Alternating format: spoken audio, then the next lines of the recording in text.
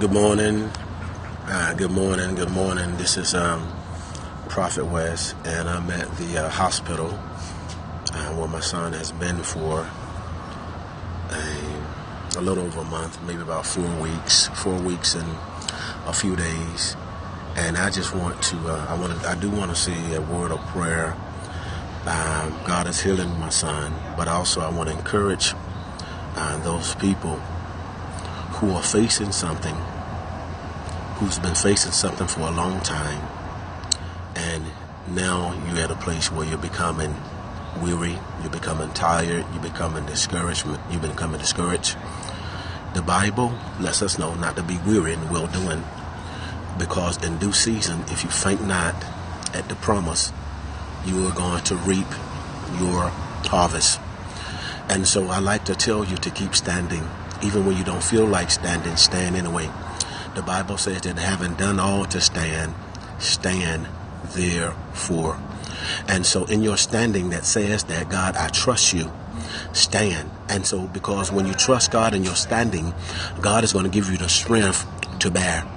Matter of fact, the Bible says that even when you're in a situation where it seems like it's insurmountable, or it seems like it might get to a place where it appears like it's not bearable, the Bible says God said he won't put more on you that you're able to bear, but through the temptation, he will provide a way of escape. And so when you get to a place where you can't bear it, God is going to intervene.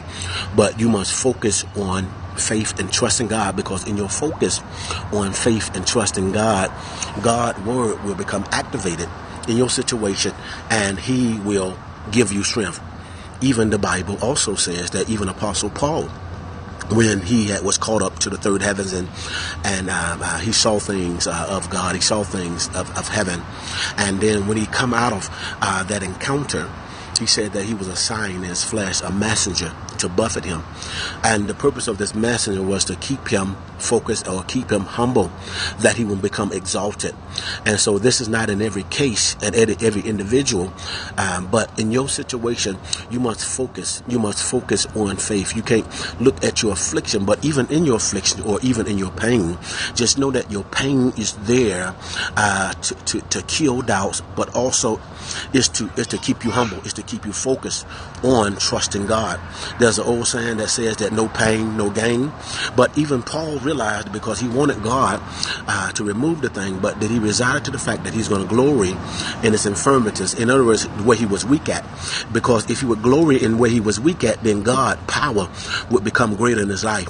And so because one of the reasons why God's power would become greater in his life was because his flesh, the way he thought, the way he felt would decrease.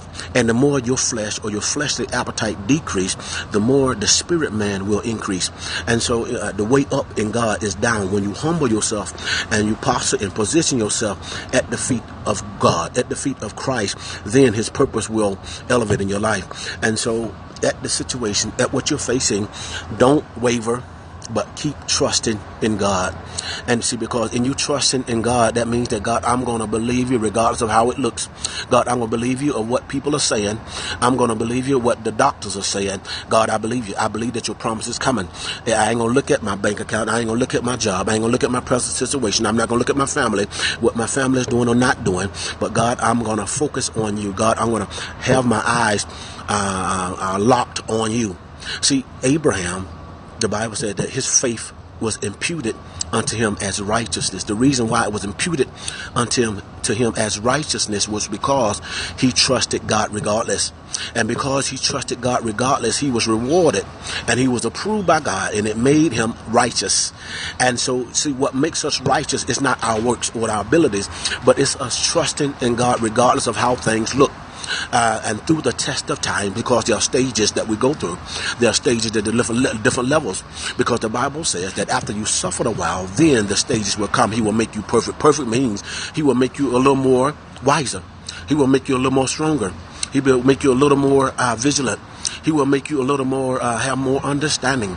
And so all these things, even the Bible says that tribulation worketh patience. Also, it will stretch your faith, but also he will make you patient to know that, God, I got to trust you. God, I got to believe you because, God, you've done it before, and I know you'll do it again. Even in my son's Daniel's situation, I realize and I understand that I must remain patient. I can't push the cart before the horse. I know he's going to walk. My son had a dream of him walking. He had a dream of him running. But now I have to and I must wait on the manifestation thereof. And in that manifestation, I must cause my faith to become activated. And how do I have my faith becoming activated? By saying, God, I trust you. Keep praying. Keep seeking his faith. Keep preaching and keep teaching. Keep encouraging. Keep loving my brother and my sister. Keep giving to others, even in my situation, even in my tribulational situation. I'm planting seeds in other people as an offering to God. And so in this situation, in your situation, trust God. Just like what I'm doing with my son, Daniel, I'm trusting God. God is healing him. And in him healing him, I'm watching him. I'm watching God heal him. That's in some cases, that's when God will say, be still. Stand still and see the salvation. Once you've done all you know how to do, you must stand still and see God moving. See, when you prayed, when you sought God, and when you've done everything you know to do according to the scriptures, you must stand still. Stand still means to believe God. That means not to doubt. That means not to become frustrated. That means to believe God against all odds. And in that, God will cause your answer, or he will cause your reward to come to pass. Is that all right? God bless you. Trust him.